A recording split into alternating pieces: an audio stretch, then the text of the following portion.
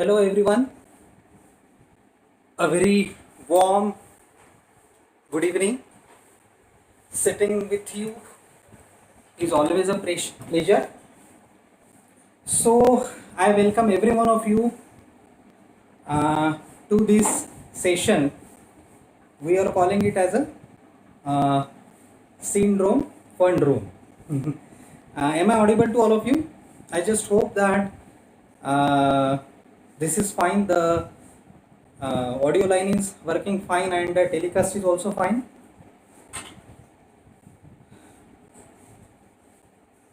Hello Renuka, hello Nitika, Nikita. Can you listen to me properly?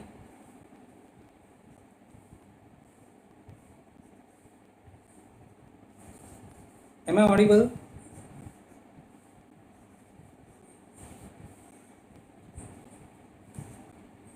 So I just welcome all the candidates. I welcome everyone to this session, which is very much awaited session by the students. We call it as a syndrome Fundrome. This is because very much awaited because there was a lot of queries and that students were really very eager to, and they were asking me to have the interactive session on the syndromes in particularly. So this session we are welcoming everyone, starting from first year, second year, third year, even the oral pathology PGs, even the OMR PGs, even the surgery PG, everyone is welcome to this session. And here we are to this is basically to conduct and to clear the doubts, and most importantly the syndromes are given, they are given in all the good books, they are given really very nicely. The point is that we give a very nice framework so that it is always easier to remember them when we are conducting it, and student enjoy because whatever given in the book we try to correlate with each other so that student has to do any extra effort to remember them again. So that is the basic idea of this particular lecture series. We expect your participation, anticipation, and we expect active participation from all of you. So if the things are really going well, so we will be very happy. And let us start with the first session. This is Dr. Vishwas Acharya, Age Dental PG. Welcome you all to a very innovative idea of covering all the important syndromes of the head and neck, that is syndrome Fundrome. Right? So we will be interacting with each other. I will be very happy to interact with all of you and to know you and have a study with you. Right? So first thing we are talking today is Pierre-Robin syndrome. It is also called as Robin sequence or a Pierre-Robin anomaly, right? Robin complex and Pierre-Robin malformation. So these are all the names to the Pierre-Robin syndrome, right? Pierre-Robin malformation is named after the French physician Pierre-Robin, right? The Pierre-Robin syndrome, Pierre-Robin malformation is named after the French physician, that is Pierre-Robin, who reported the first case. That is important. It is basically a triad. We all of us know that it is basically a triad of micrognathia or retrognathia. So that is a small mandible.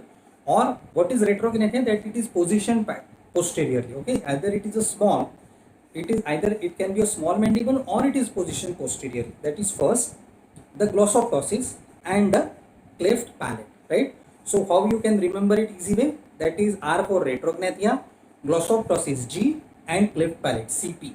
So what is mnemonics for Pierre-Robin syndrome is R for retrognathia, the glossoptosis G, RG, and the cleft palate CP, RG, CP. It is a mnemonic so that you can remember the cleft lip and cleft palate. So we have to remember that cleft palate is not a part of syndrome, but it is a cleft lip is not a part of the syndrome. It is just a cleft palate, right?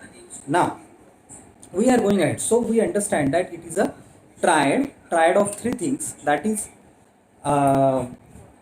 retrognathia, glossoptosis, and cleft palate. We are going ahead one by one.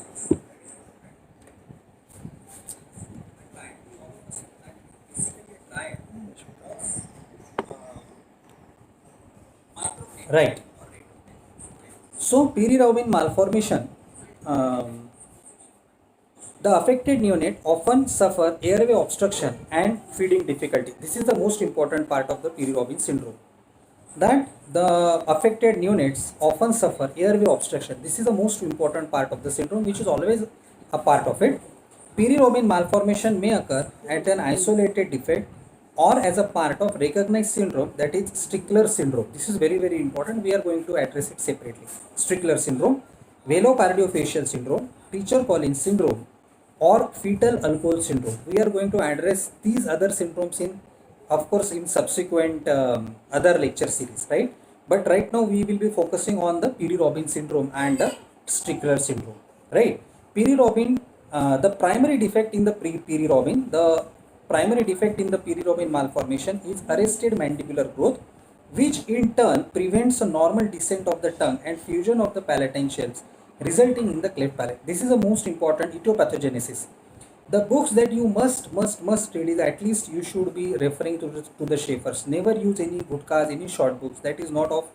I will never advise you to read the smaller books. At least you should be starting with Schaeffer's. Now we have 8th and 9th editions of the Schaeffer's.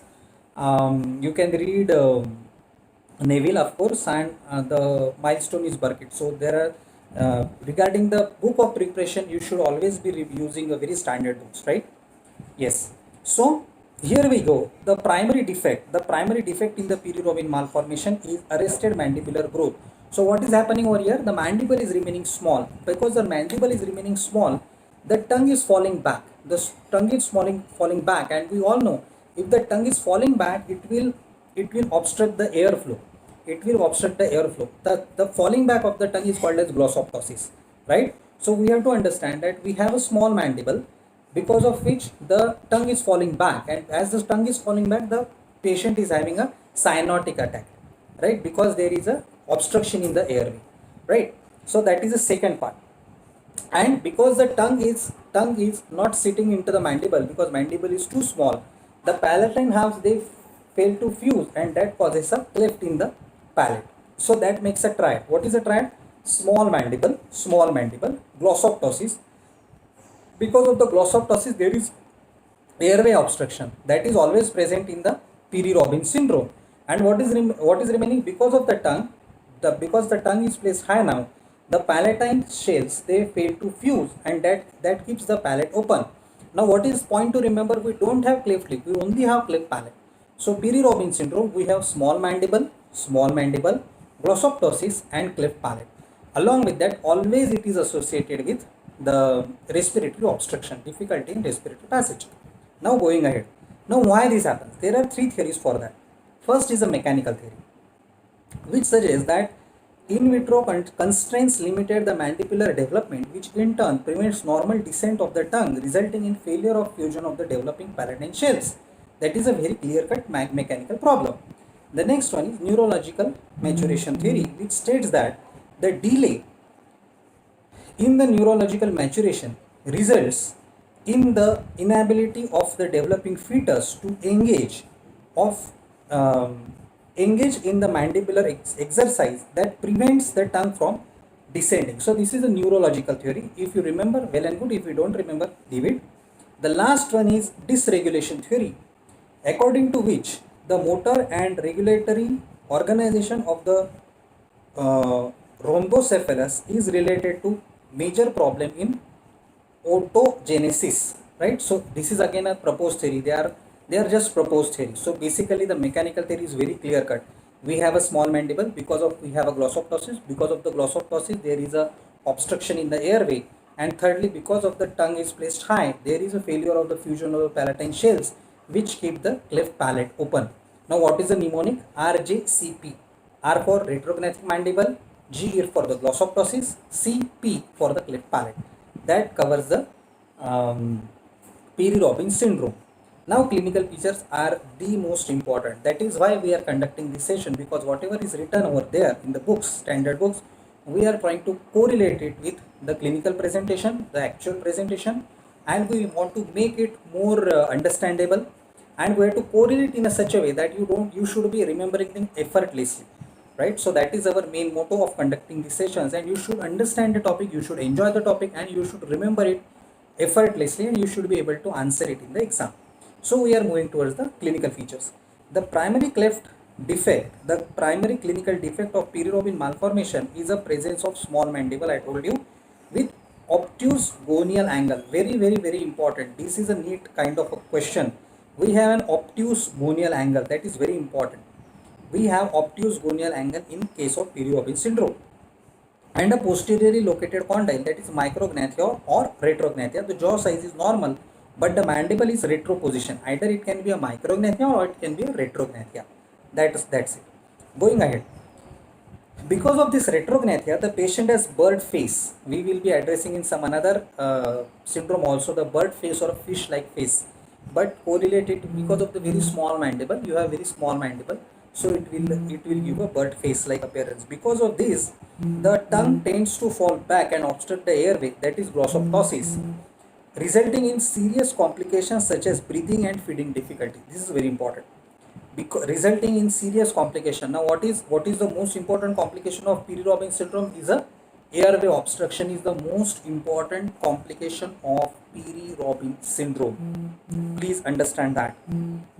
In extreme cases, especially when associated with other craniofacial anomalies, uh, bouts of cyanosis, choking spells, and at times obstructive sleep apnea syndrome may occur even in the first week of life. So the kid is really very small, it is in the first week of life, and the patient can have bouts of cyanosis, the patient can have obstruction and sleep apnea syndrome. That is the complication of Piri-Robin syndrome.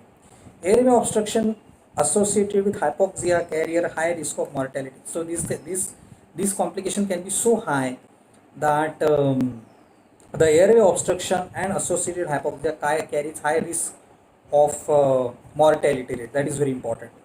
Now, most of the patient with cleft palate, which is characteristically without associated with the cleft lip that I already mentioned, both soft and hard palates are involved, and palatal walls usually takes an U or V shape. So what is a generally, I referred the other standard book, they generally restrict to U shape clefting of the palate. The Schaeffer's mention U and V both, right? So that is cleft palate, that is a part of the syndrome. Other findings, this is very, very, very important.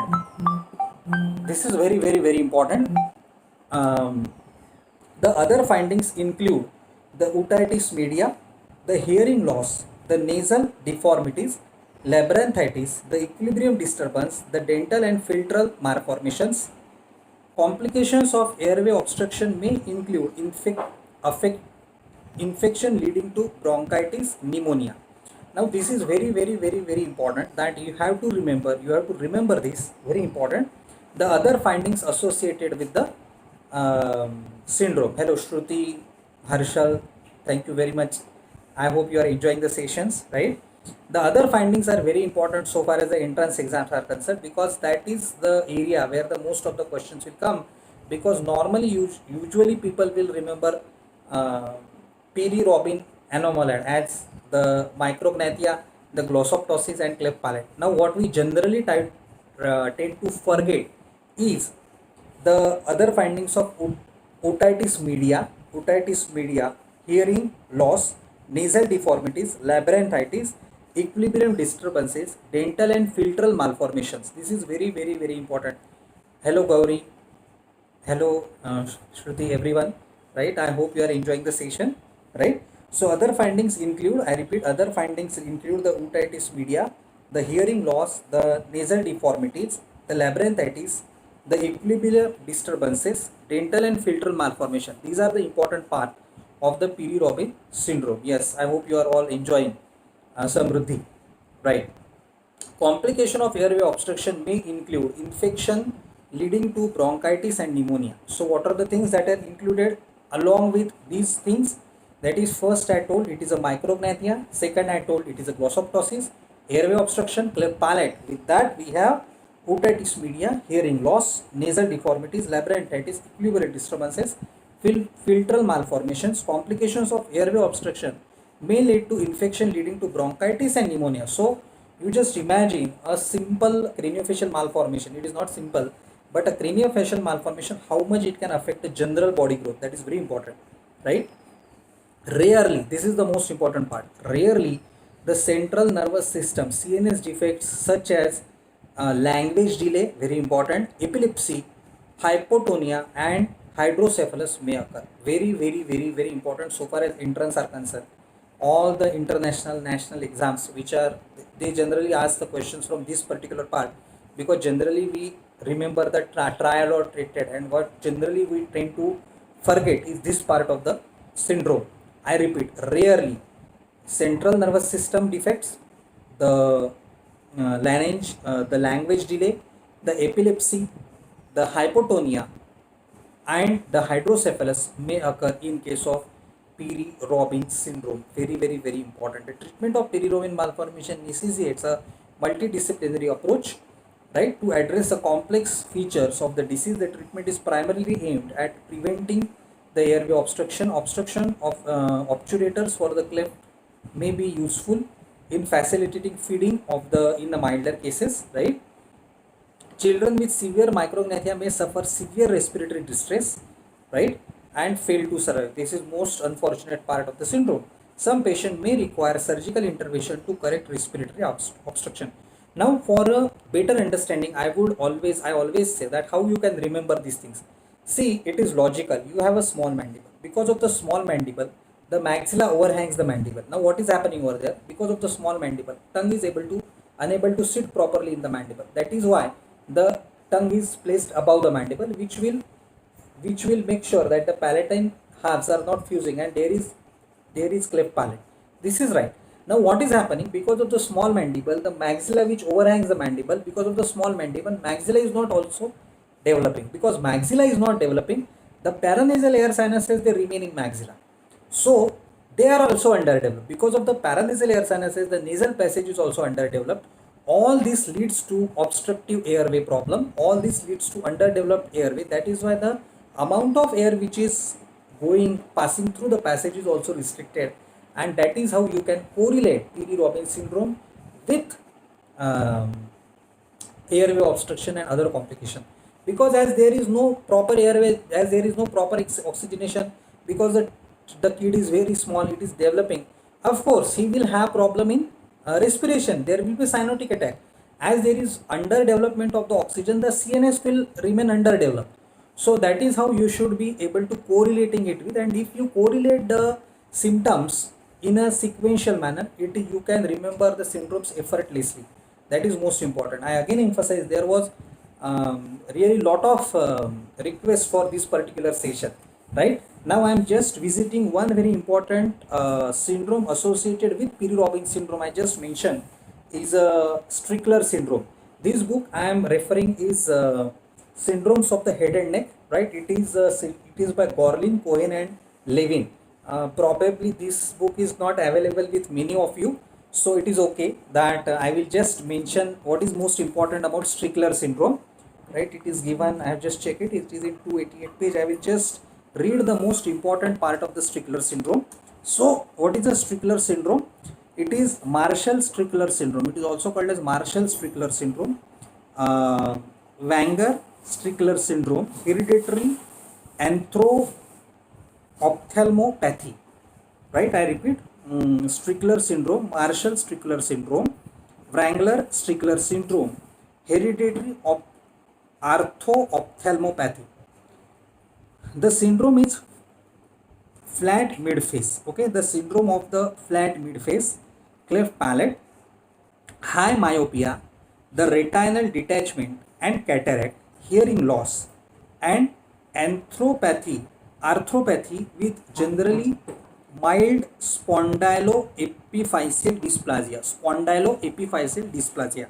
I repeat, Strickler syndrome, Marshall-Strickler syndrome, Wrangler-Strickler syndrome, hereditary arthropathy. The syndrome of flat midface, cleft palate, high myopia, retinal detachment and cataract, hearing loss, and arthropathy with generally mild spondyloepiphyseal dysplasia, and autosomal dominant inheritance with markedly variable age dependent expressivity. I repeat, yeah, Malu, Mohan, you are enjoying the session. I am very happy. You can tell your other friends to attend the sessions.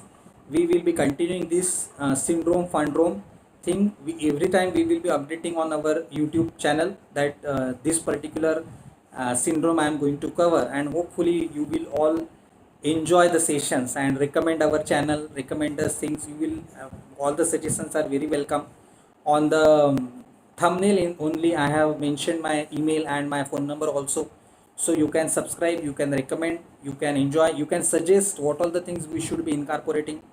Everything is welcome. I will be very happy if you people interact more freely with me, right? So yeah, right. So I am going ahead with Strickler syndrome, which is always associated with Piri-Robin syndrome, which is main focus of discussion today. It is covered now. So I'm just reading the heading of the Strickler syndrome. The syndrome of the flat mid-face, cleft palate. So now we have, you can correlate. There is flat cleft palate is common in Strickler syndrome and Piri-Robin syndrome. High myopathy, retinal detachment, and cataract. So these were not, cataract was not a part of Piri-Robin syndrome. Hearing loss, otitis media was there, right? Arthropathy, it is exclusive of Strickler syndrome. It is not part of Piri-Robin syndrome, right? Generally mild spondyloepiphyseal dysplasia. Spondyloepiphyseal dysplasia. It is autosomal dominant inheritance with markedly variable age-dependent expressivity. Okay, so that is how the Strickler syndrome present. Now there are a lot of things which are given, which is really out of scope of this particular session. What I must mention here, the radiographic presentation during the infancy. The radiographic, we are reading the Strickler syndrome. The radiographic presentation during the infancy has been called with a different name, that is Weisenberg-Zehnmuller syndrome. Okay, so the radiographic presentation is always, yeah, good evening Vaishnavi. Good evening beta. Bye. Welcome to the session. So Weisenberg-Zehnmuller syndrome is a radiographic differential diagnosis for Strickler syndrome. Believe that Marshall syndrome represents separate entity, while others view the Strickler syndrome like they also have some overlap. Marshall and Strickler have been suggested that 30% of the infant with Piri-Robin sequence eventually with Strickler syndrome. So there is a huge overlap between a Strickler syndrome and our Piri-Robin syndrome. But Piri-Robin, we understand, it is a small micrognathia or retrognathia. Glossoptosis, because of the glossoptosis there is airway obstruction. Because the tongue is placed high, there is failure of fusion of the palate in half, which keeps the palate open. So all this gives a picture of Piri-Robin syndrome. So I thank you very much. I thank you everyone for attending the session. Please give your feedbacks. We welcome all the feedbacks, and I hope you enjoy the session. You can give your suggestions. All of you know my phone number 7745898604. My email address is also updated on the thumbnail. You can suggest the other syndromes which you want me covered to be covered by me. This session we have started, we will be having 2 or 3 syndromes per week. That is what we are planning right now, and all the suggestions are very welcome. So thank you very much.